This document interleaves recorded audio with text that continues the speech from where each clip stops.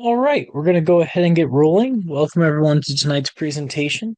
Um, it's always great to see you all on. I do see some familiar faces, so for those of you who are and have been on our presentations before, welcome. And those of you who are new, um, welcome as well.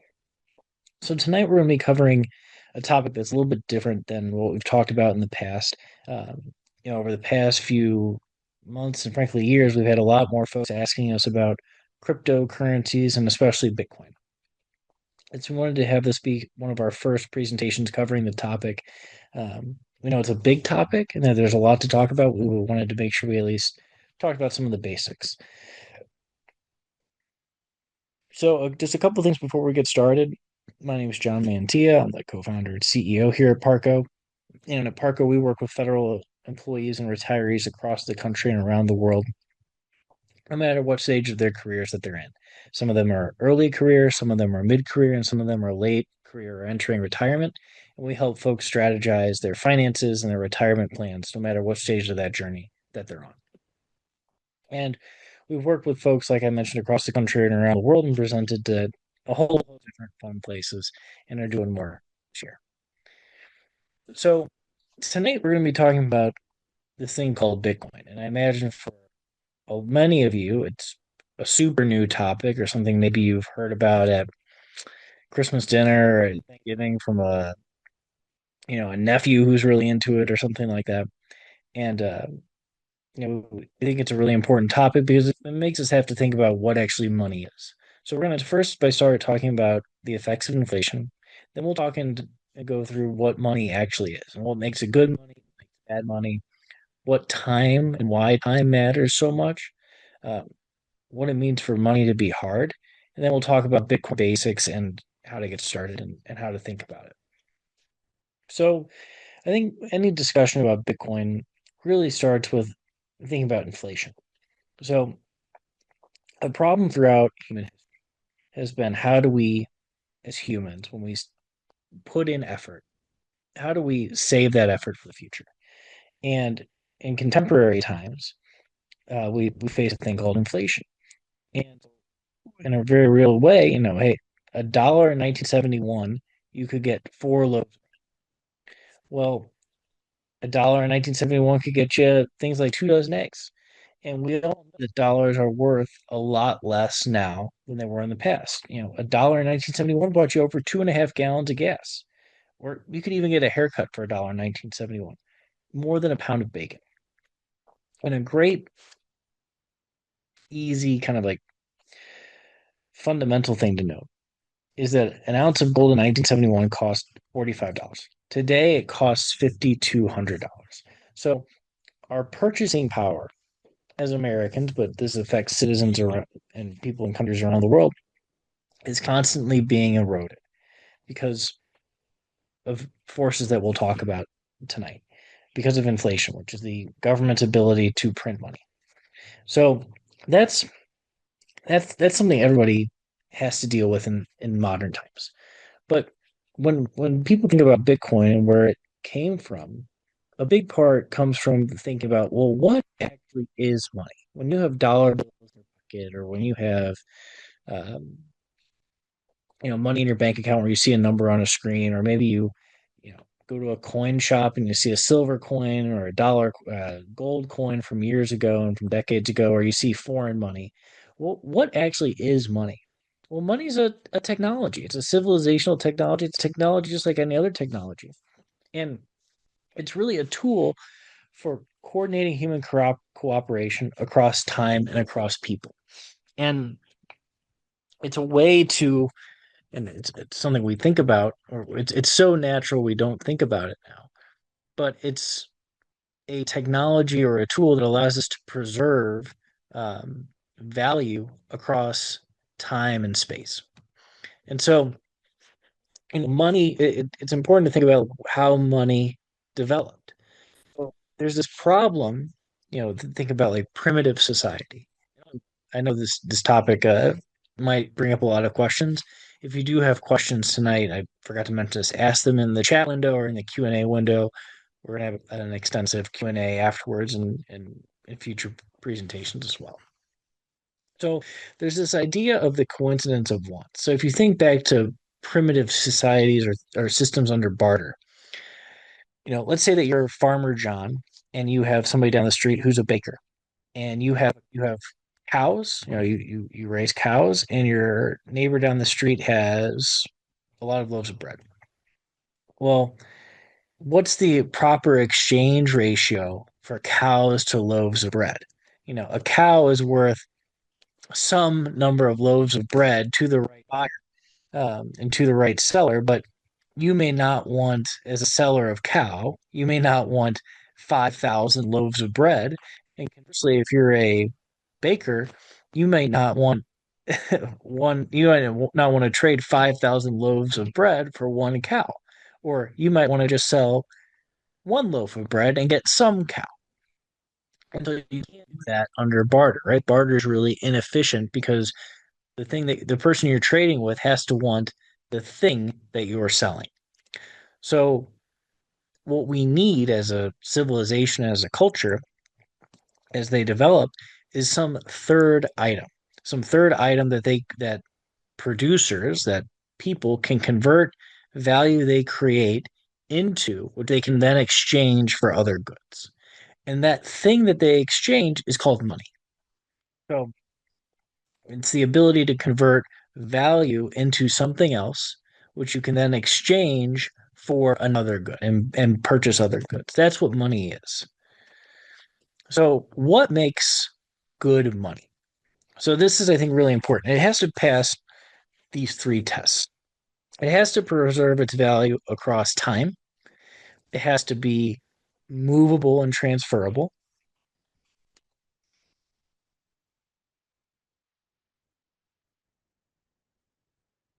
And it has to transfer across scale. And it has to be a store of value. So that's what we're saying here. And so, what are things that have been money in the past, and were they good monies or bad? Well, there have been people that have in the past stored wealth in grain. If you think about times in ancient Egypt, or you could even consider situations where people tried to store their value in fish. Well, fish and grain can rot and spoil, and they're hard to move across distances. And if you want to make big purchases, you have to have a lot of grain, or you have to have a lot of fish shipped to a certain place to to make a major purchase or a small purchase. And after money developed, and there's a whole history around this across the world, gold became the standard for money. And gold's real value comes from the fact that it doesn't degrade or erode over time. So it's very, very saleable, meaning that it's very, very easy to transport across time. You could have gold stored in a vault, and 1,000 years from now, you could open up that vault, and that gold's going to shine just as bright as it does today. You couldn't say the same about fish. It also scales. It's a very dense metal, so a lot of value could get packed into it. But its fatal flaw was that it wasn't very saleable across space, right? If you wanted to make major purchases, and this is a big part of the history of the gold standard, and the death of the gold standard was that to move gold is expensive, right? If you wanted to buy a house with gold, you'd have to bring a whole gold bar, and that gold bar is heavy. And so it's the thing that made it very durable and good as a store of value across time, because it's tied into the physical world, made it a very poor long term for space because it's very difficult to move. So in the early 19th century, in the early 20th century, dollar and fiat money came to replace it. So instead of there being gold coins that you traded with, they issued gold. The governments issued gold back notes. So they issued dollars or pounds or uh, marks that were backed by gold. So now you had a paper claim to gold. You didn't have the gold itself, you had a paper claim. The challenge with the dollar or any fiat currencies is that it gives governments an incentive to print money. So the problem that Bitcoin was built to solve was to have all three of these attributes. That it would be something that was easy, that would preserve its value over time, that it would that'd be very easy to transport, and that it would be very value dense, that it could transport it across scale. And so let's kind of break down this store of value concept and why time matters so much. So when you think about the history, the money that holds its value best wins. And people naturally in the market move toward whatever preserves their wealth. So, and there have been times in history where seashells, glass beads, stones, large rhinestones, salt have been used in certain native cultures. It was even dried fish have been used as money. But over time, as they trade with other folks, as the market develops, the standard currency, the money, becomes more and more and trends towards things that tend to store their value very well and are hard to reproduce. And that's why, toward the end of the 19th and the beginning of the 20th century, gold emerged as the best form of money because it's very difficult to produce, it's difficult to mine, it's very durable, and it has all the characteristics that allow it to become a really good store of value. However, it had a flaw. It had a flaw that, as the market economy and became more global and people wanted to move that value across space, its difficulty to move across space made it very attractive to centralize and then issue paper notes. And those paper notes created fiat money, or were the genesis of fiat money, which then created an enormous incentive for the producers of that fiat money to print more bills, to print more currency than they had gold backing it. And so that led to the inflations that we have seen throughout the 20th century. And so when we think about another reason why gold won and then lost, it's this idea of hardness. So how hard money is. This is another really important concept. So the hardness of money basically tells us like how difficult is it to make more of it. So when people talk about hard money and easy money or soft money, that's what they're referring to. So it's difficult to produce gold, right? You have to go out into a mine, you have to mine it, you have to produce, you have to process the ore, you have to wash it with mercury, you have to do all these different things. So it's difficult to grow the supply of gold a lot. Whereas other forms of money have been easier to grow the supply. And money that can be printed is obviously easy to grow the supply of. So another way to think about this idea of the hardness of money is something called the stock to flow ratio. So it's basically the ratio of existing supplies of a good to the quantity of that good that can be produced in any given year.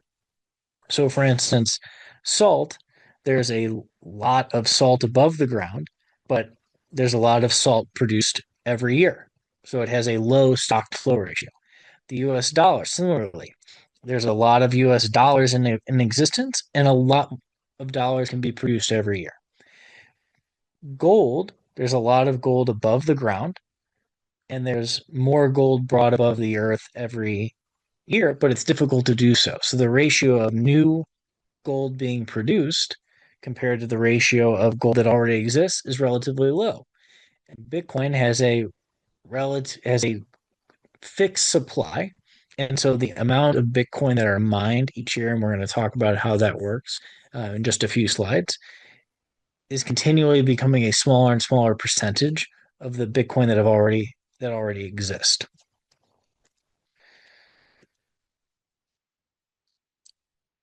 In the 1970s, money became political. So the gold standard, which the US had been on for decades and centuries, officially ended in the 1970s. And so that's when the dollar fully started floating alongside alongside other currencies. It was no longer tied, and that's where a lot of inflation really started to become apparent. And if you look at CPI on the right hand side here, you can see how that purchasing power has been eroded, and that erosion really began to accelerate in the 70s with the depegging and the introduction of Bretton Woods. So now let's talk a little bit about Bitcoin. So Bitcoin came into existence in response to the global financial crisis and all the bailouts. And it was created with the intention of having a totally fixed supply. Um, so that way, no government or no individual or no entity could arbitrarily print value. It was meant that it wouldn't be able to be censored, meaning that it's peer to peer, so there's no government controls it, um, and that it was scalable, so it could accommodate large and small transactions. So people ask me all the time, like, hey, like Bitcoin's price is up a lot. It's down this year.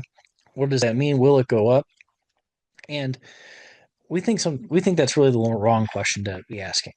Really, it's does this solve the problem that existing money doesn't, or does this solve the problem that uh, existing money has issues with?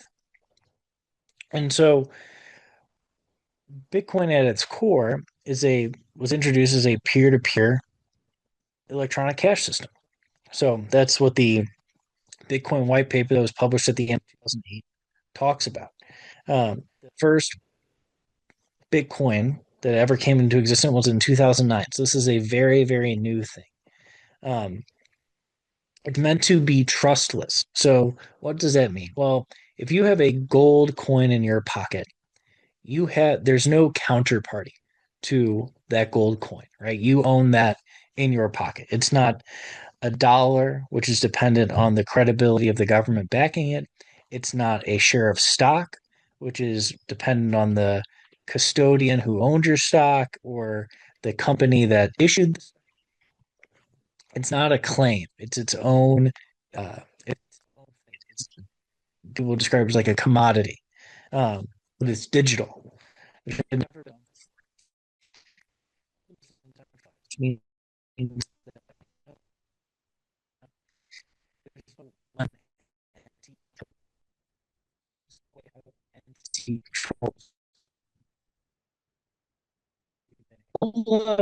the Antarctica jurisdictional requirements, but you could conceivably mine gold there should you choose so.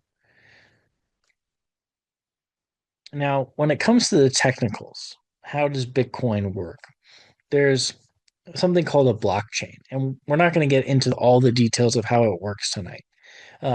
But what a blockchain is it's a distributed, you could almost imagine it as like a public ledger. You can almost imagine it like a book that anybody can access or anybody can read the pages of that book with a new page being written every day. And that new page that gets written every day is public. So if you want to have a copy of that book, you can easily make a copy of that book and update the copies and update the pages every day as the chain grows. What's really important about Bitcoin is that to create more Bitcoin or to add another page to that book requires the expenditure of energy and effort to solve a this is where it starts to get technical to solve a complex mathematical equation. It's called hashing. The effort required to do so is what guarantees the validity of all the blocks that have mined in the previous days, or all the pages. And when a miner solves that or solves that equation, all of the other miners in the network can instantly validate whether or not that equation has been solved. And so it's very expensive you can almost think about it like this. It's very expensive to figure out the answer to the problem, but it's very, very easy to confirm that the calculation that was done to solve the problem is correct. And that consensus mechanism validates all the transactions in the system and allows them to take the next page. I know that was a little bit difficult. So we've pulled this uh, graphic together. So let's say that you want to send some Bitcoin to your friend down the street. Okay, so it's a transaction that gets communicated across a network of what are called nodes. There's tens of thousands of nodes owned by individuals and companies that are connected to the blockchain, very similar to how the internet works. And so these transactions are broadcast across the network of nodes. Now, to validate all these transactions, the miners, which are the folks that process the transactions, have to solve a complex set of equations. Once they've done that processing of those equations, or once one of those miners has solved the equation, once they have basically like guessed the lottery number, they receive a reward, and the reward is paid to them in Bitcoin. And then alongside that, they also get all the validation of the transactions, and the system verifies. Each node confirms the transactions, and then the block is processed. So it creates this very, very uh, robust and secure method for processing payments between parties without requiring any centralization. And that's what the genius of the network was, and it's why people see it as the future of money, because it turns out that the building of this network, much like the internet, creates the hardest in the sense of how we defined it here tonight, the hardest money to ever exist. And when you have created the hardest money to ever exist with a hard cap on the number of Bitcoin that can exist, it means that when you think about the history of money, enormous amounts of value will accrue to the holders of Bitcoin or those who are exposed to Bitcoin. Um,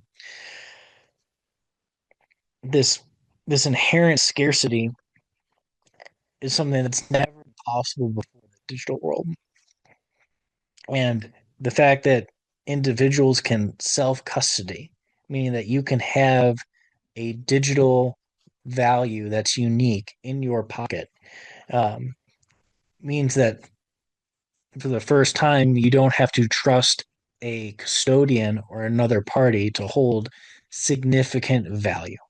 Whereas 100 years ago, you say, look, I have $1 million I'd like to save. Well, you're going to have somewhere to store, you know, several pounds, many pounds of gold that somebody could show up and take. Whereas with Bitcoin, it's digital, and you can store it in your pocket on a zip drive, and it's actually its own value. So people have asked us, I think what a lot of people worry about is like, hey, like what's Bitcoin's performance been, especially because it's been volatile. Well, when we take like kind of the long view, when Bitcoin's price, the highest Bitcoin's price got in 2010, when the year it was introduced, or just a year after it was introduced, was 39 cents. Today it was about $69,000, which means that it's had a 17 million% return over the past 16 years.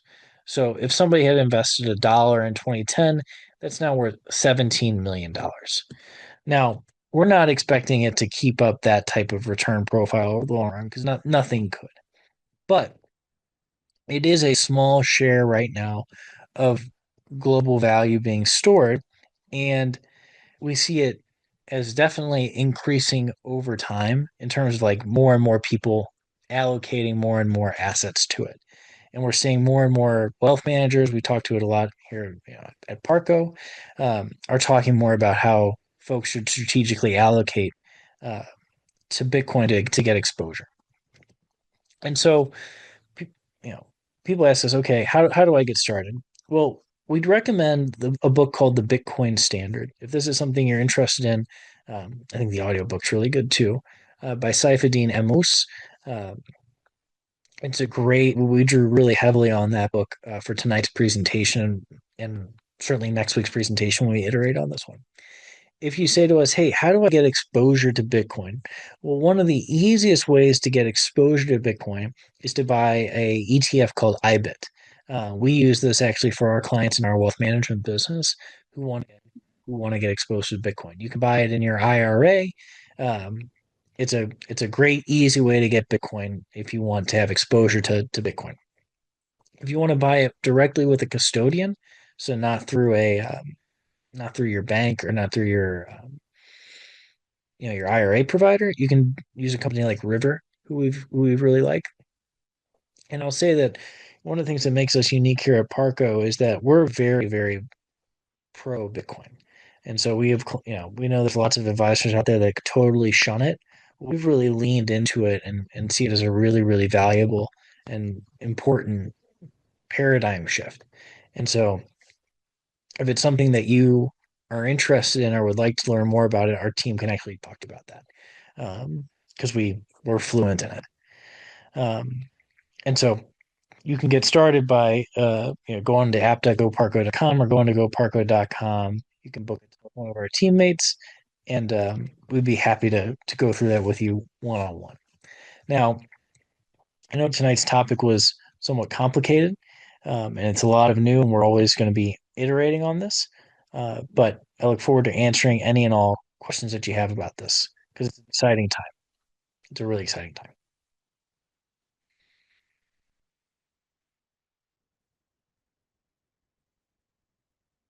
We see Bitcoin merely as an investment for your clients.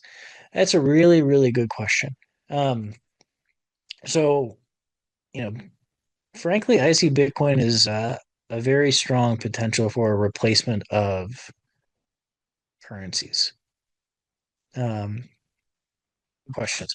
So I think that an enormous amount of value is going to accrue to Bitcoin over the next decade. Um, now, some clients say, "Hey, look, let's think of this as," and this is actually how a lot of investors think. Um, let's see this as an investment. It's at $67,000 right now. I think it could go to $1 million, right? In my mind, you're still thinking in dollar world that way. Well, if Bitcoin's $1 million, that probably means there's a lot of weakness in the US dollar, right? That's because that's what Bitcoin's function is very much like as a competitor to the US dollar. So I don't view it merely as an investment. I view it as money and really more of as a savings technology. Um, However, its dollar price performance, I think, is what has attracted a lot of people. And if that gets folks interested in Bitcoin, um, I don't think that's the wrong way to think about it. I'm not going to tell somebody that they're wrong for thinking about it that way because everybody has their own path. Um, Joe, I hope that answered your question. There's another question that says thoughts on Bitcoin versus other cryptocurrencies. So, again, I'll be real honest. I view Bitcoin and we view Bitcoin as its own thing. So there's other cryptocurrencies and then there's Bitcoin. Other cryptocurrencies like Ethereum or Solana or Zcash or Tron or any of these other cryptocurrencies that exist, they may do really well. But when you look at them priced in Bitcoin, they've all tended to be declining over the long run. Um, and because all the other cryptocurrencies have foundations, have founders, have a institution that really controls their supply or controls their issuance or controls their protocol, and they can change it. It'd be like being able to change the number of atoms in a bar of gold to be uh, a number of protons in a bar in a the gold atom to be more or less because that's what people needed. To us, that's not what money is. It shouldn't and can't be manipulated that way. And so, especially the best monies. And Bitcoin can't be manipulated that way. So you all might have friends that, oh, like I made a bunch of money on this crypto or that crypto or whatever it is. And that could definitely happen. But when we're talking about what we see are valid places to spend our energy and resources. It's really Bitcoin and on the crypto side, and really nothing else.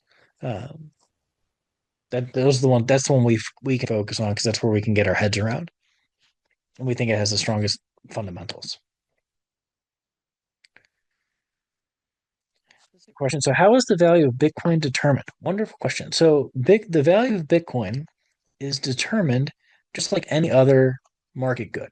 So, the price of beef at the grocery store, or the price of milk, or a car, or the stock that you own in your portfolio. It's all determined by market forces, supply and demand. And so every day there's buyers and sellers of Bitcoin. And the value of that Bitcoin when priced in dollars can fluctuate, like it has this year and like it has over the past 16 years. Now it's our belief that if you look at the long run potential for Bitcoin to accrue value, for more value to accrue to Bitcoin, then we think that its price could go up in dollar terms. Um, you could almost think about it like this: if there were only 21 million Bitcoin, and Bitcoin, like let's take the Super Bull or the maximum bull case scenario, BULL, like the most aggressive upside scenario. Well, if Bitcoin became the digital currency and the global currency, right? If everything was priced in Bitcoin, that means that if you if there were 21 million Bitcoin, then everything would have to be able to be priced in that many Bitcoin. So in the United States, for example, there are about 100 million single family homes. So that means that if you wanted to price all of just those single family homes in Bitcoin, and Bitcoin were the entire, all the money value accrued to Bitcoin, then the average price of those homes would mathematically have to be about zero point 0.2 Bitcoin, right? 100 million divided by um, 21 million. Um, so it'd be about zero point 0.2 Bitcoin would be the average price of a house. Now, Bitcoin's price right now is about $69,000. So that's basically implying that if you thought it happened, you could over the long run, if you bought Bitcoin today, you'd be basically a single family right now for let's say 70 divided by about $14,000. So it all depends on the supply and demand dynamics and where you think what do you think is going to happen over the long run. But we believe that the value could be substantially more than where it is now. Um, I hope that answers your question, Luis. That's a great question. But short answer, just like any market good, is determined by supply and demand and how you evaluate it.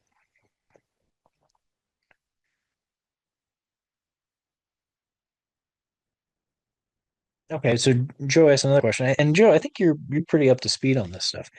But even as a means of savings, doesn't its value play a big part in terms of how well it will hold its value? How do you figure that into the equation? So what's interesting is that a lot of economists, especially Austrian economists, would argue that basically since 1913 or since the death of the gold standard, we as individuals across the West have really not had good savings technology, right? It's been very difficult where if you wanted to save money, if you wanted to save value, saving it in paper notes, in dollars, has been a really raw deal, right? If your grandparents gave you $1,000 when you were 18 years old, and you put that $1,000 into a bank, or you had that in your dresser drawer in your bedroom, that $1,000 today is worth substantially less than it was when your grandparents gave that to you 10, 20, 30, 40 years ago. And that means that as a technology for savings, paper notes kind of stink, right? Because they're the purchasing power, the usefulness of those dollars, those notes, has gone down. And so there's actually what seeing those dynamics, what we as individuals have done is we've adjusted our habits and our investments or adjusted our habits for savings to save value in other places. Now, most Americans end up saving that value in their house, right? Real estate um, has been a big price appreciation engine for a long time, partially because people use it as a way to save their value, right? They have their savings tied up in their house. How many times have you heard people say that? In a similar way, the stock market and the bond market, because you can almost think of the bond market, which pays a yield, right? You get a yield on a bond. They That's basically a way to help you as an investor, as a saver, avoid the erosion of your purchasing power. Buy a bond, that's risky, right? Like you're lending money to a company or you're lending money to a bank with a CD. So we haven't had really good or any good risk-free savings technology for a long time. With Bitcoin, it's kind of like this a technology we've been missing for a century. So, it's so new that there's very likely, Joe, going to be a lot of value that flows into Bitcoin because people will like there'll be an adjustment in the market where I would kind of describe it like this. There's been an over investment in the investment side of things because our savings technology has been so weak. When that recalibrates, I would imagine that there will be less. If you think about the price of a house, part of the value of the house is the fact that it's a good savings vehicle. Whatever that number is, whatever that percentage is, that value is going to accrue to the savings technology that is Bitcoin, and the value of a house will likely fall to whatever its value is as a utility, right? Because I mean, think about saving money in your house, right? Just zoom out for a second. And it's the easiest one to talk about it because it's how it is for most people. Your house gets exposed to the weather and the rain. I mean, they had big storms in Richmond and across the Midwest. Like it gets beat up, it depreciates, right? It's kind of crazy when you think about it that, the house that you live in today, maybe you've put some work into it, is very likely worth a lot more than it was when you bought it 10, 15, 20 years ago. But the bones of it like have not gotten better, right? They're exposed to entropy, but the value of that home has increased in many ways because the supply of money has increased and because people want house prices to go up because a huge part of our economy is built upon that premise. So if there is a new savings technology that exists, uh, individuals, back to Lewis's point, supply and demand, value will flow into and out of, and on the margin, out of using housing, bonds, investments, luxury goods, art as ways of saving value into the future. I can't help but give a long answer to some of your questions, Joe, but good one, really good one. And I would say also too, to the extent that you all can ask questions in this thread, this is the first time we've done a presentation like this, and we're going to be doing it again as an encore next week. I know we're going to be tweaking the slide deck a bit to make it more intuitive. And so if there's things else like we'll be taking these Q&As um, and iterating on that. But if there's other things you'd like us to speak to on this topic, put them in the Q&A section or chat or send us an email. Uh, because we've had a lot of people asking us about that. That's why there's so many people on the webinar tonight. And so we want to make this valuable because we're so early into this. We're so early.